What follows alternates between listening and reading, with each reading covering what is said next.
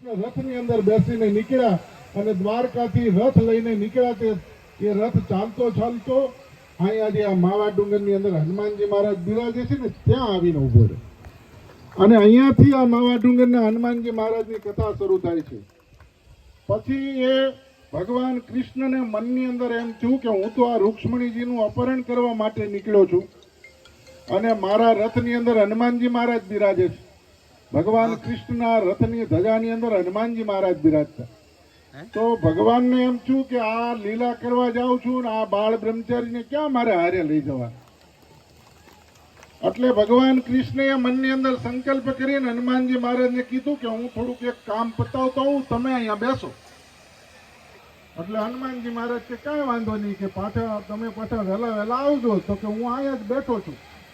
અને હનુમાનજી મહારાજને ત્યાંથી ધજાની અંદરથી એમના સ્વરૂપને અહીંયા હનુમાનજી મહારાજ બિરાજ્યા.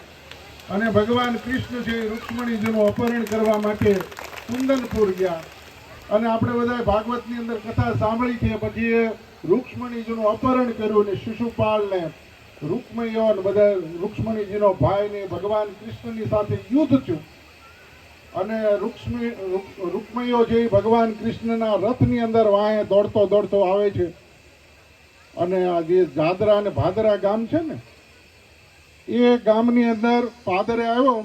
એટલે ભગવાન કૃષ્ણે રૂક્ષ્મણીના ભાઈ રૂક્મૈયાને પકડી લીધો અને એને મારી નાખવા માટે સંકલ્પ કર્યો કે તું વાંહે દોડીને અમને બધાને પરાસ્ત કરવા માટે આ યુદ્ધ કરવા માટે આવે છો. પણ મનની અંદર એમ થયું કે ગમે એમ તો આ રૂક્ષ્મણીજીનો ભાઈ છે ને, એટલે સાળો થાય ને તમારા સંસારી ભાષામાં, એટલે હાળાને તો કાંઈ મરાય નહીં. એટલે ભગવાન કૃષ્ણ એમ પછી જે રૂક્ષ્મણીના ભાઈ રૂક્મૈયાના એટલે એના સાળાને મસ્તક કાપી નાખવાના બદલે પછી એની મૂછ કાપી નાખી. ભાગવતજીની અંદર કથા છે. એટલે જાદરા ને ભાદરા એટલે કહેવામાં આવે કે જ્યાં એનું ભદ્રાણ કરવામાં આવ્યું, જ્યાં એની ભદ્રક શબ્દ વાપરવામાં આવ્યો. એટલે એનું વાળ છે એ કાપી નાખવામાં આવ્યા. એટલે એને ભાદરા અને જાદરા એવા ગામ આપવામાં આવ્યા છે. અને ત્યાંથી ભગવાન કૃષ્ણ છે એ પછી અહીંયા હનુમાનજી મહારાજ રાહ જોઈને બેઠા બેસાડ્યા. અને ભગવાને રસ્તો પછી ફેરવો, ત્યાંથી આંકુર આવવાને બદલે પછી આમ માધવપુર ગયા. અને પછી ત્યાં માંડવો નખાડો ને પછી ભગવાન કૃષ્ણના ત્યાં લીલા લગ્ન રચાણા ને યાદવ કુળનો માંડવો ને માધવપુરની જાન ને એ બધા ગીતો ત્યાં ગવાણા. પણ અહીંયા તો હનુમાનજી મહારાજ બિસાકરા રાહ જોઈને બેઠા. હવે આમથી આમ કુંદનપુર ગામ એટલે આમ નજર કરીને બેઠા છે. નહીતર હનુમાનજીની મૂર્તિ દક્ષિણા દાબાની હોય. આ નજર છે ને કુંદનપુર ગામ અમે છે આમ અહીંથી ભગવાન ગયા એટલે ઈ નજર કરીને હનુમાનજી મહારાજ બેઠા. અને બેઠા બેઠા એટલી રાહ જોઈને બેઠા કે પગ ભોમાં ઉતરી ગયા. આ મૂર્તિના પગ છે ને તમે જોજો ભોમાં છે. અને એટલા માટે હનુમાનજી મહારાજના પ્રતીક સ્વરૂપ આ મૂર્તિ બિરાજે છે કે હજી ભગવાનની રાહ જોઈને બેઠા. પણ આપણે બધા કહીએ છીએ કે હવે રાહ જોવામાં અમે બધા તમારે ત્યાં આવીને બેઠા છીએ. અને એ હવે તમને લાડુ ખવડાવવા છે ને મોજ કરાવી છે. અને માવા ડુંગરની અંદર એવી તમારી સેવા કરવી છે કે તમે ઘડી પર એમ થાય કે અહીંયા માવા ડુંગરની અંદર જ હવે ધામા નાખીને બેસવું છે. એવું આ રળિયામણું સ્થાન આપણે બનાવવું છે. અહીંયા હજારો લોકો આવે, કોઈના કષ્ટ જીવનની અંદર હોય, અહીંયા આવીને સંકલ્પ કરે, એના બધા કષ્ટો હનુમાનજી મહારાજ દૂર કરે એવી આ પવિત્ર પાવન ભૂમિ બનાવી છે. પણ આજે જ્યારે હનુમાનજી મહારાજનો પ્રાગટ્ય દિવસ આપણે ઉજવી રહ્યા છીએ ત્યારે આપણા ભારતીય સનાતન સંસ્કૃતિમાં જે શાસ્ત્રો છે એ શાસ્ત્રને હનુમાનજી મહારાજના જીવનને આપણા જીવનની અંદર ઉતારશું તો એનું સાર્થક આ બધું કાર્ય ગણાશે.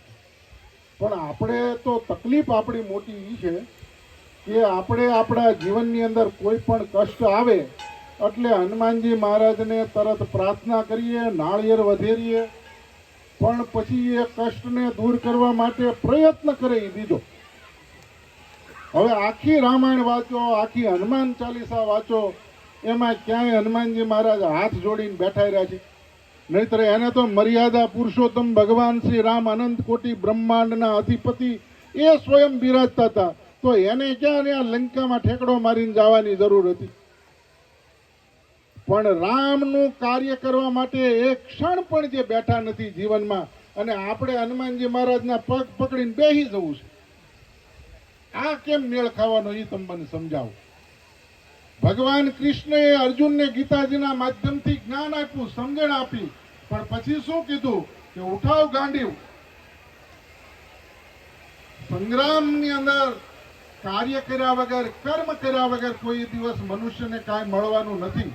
તમે જે પણ ઈશ્વરને માનતા હોય, પ્રયત્ન તમારે જ કરવાનો છે, પુરુષાર્થ તમારે જ કરવાનો છે, ભગવાનની કૃપા એમાં ભળે છે. પણ તમે જો પુરુષાર્થ મેકી દેશો તો તમારું જીવન બરબાદ થઈ જશે. ભારતીય સનાતન સંસ્કૃતિમાં એવા એક પણ દેવ નથી, એવા એક પણ ભગવાન નથી કે જેને પ્રાર્થના કરવાથી તમારું કાર્ય સફળ થઈ જાય. તમારે પુરુષાર્થ કરવો પડશે અને ભગવાનની કૃપા એમાં ભળે, એમ ભારતીય સનાતન સંસ્કૃતિના શાસ્ત્રો અને એના અંદર હનુમાનજી મહારાજનું આખું જીવન ચરિત્ર આપણને એ સમજાવે છે. માટે જીવનની અંદર એવું કાર્ય કરીએ.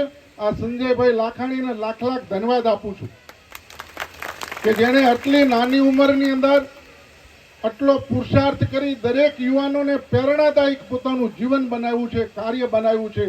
આવા સરસ મજાના આજે હનુમાનજી મહારાજના પ્રાગટ્ય દિવસે અહીંના યજમાન બની અને હજારો યુવાનોને પ્રેરણાદાયી કાર્ય બનાવ્યું. ભગવાન માટે બધાને વાપરવાનું મન થાય, પણ જેના ભાગ્યની અંદર લખ્યું હોય એ વાપરી શકે.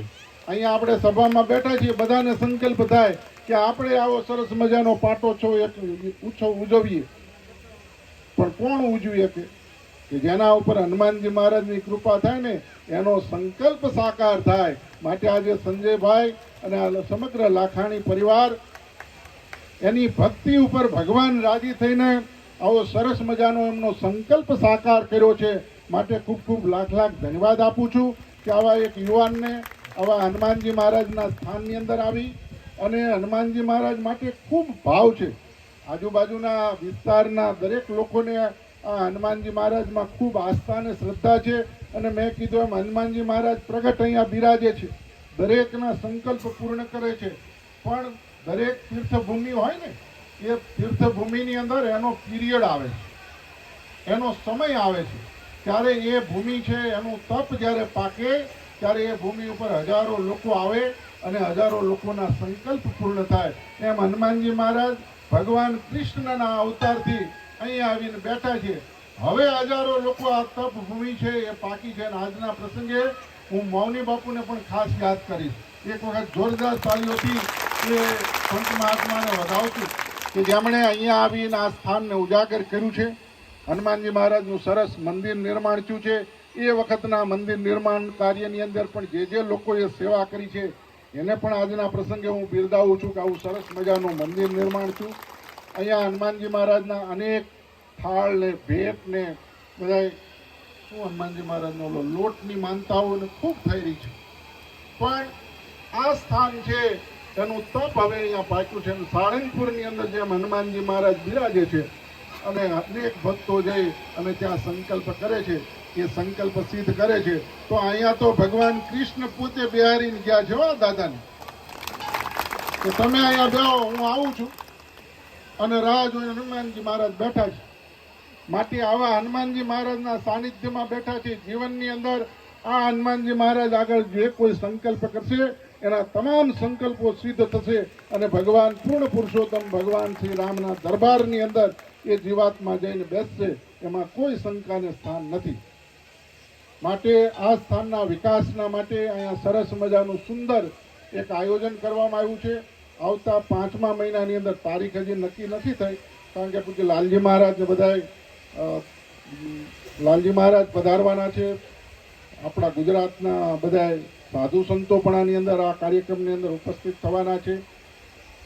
અને બહુ વિશાળ પાયે જબરદસ્ત મોટો એક કાર્યક્રમ અહીંયા યોજવા માટે અહીંના આજુબાજુના બધા ગામડાના આગેવાનોએ બધાએ નક્કી કર્યું છે. શાંતિનગર ગામના ભાઈ સંજયભાઈ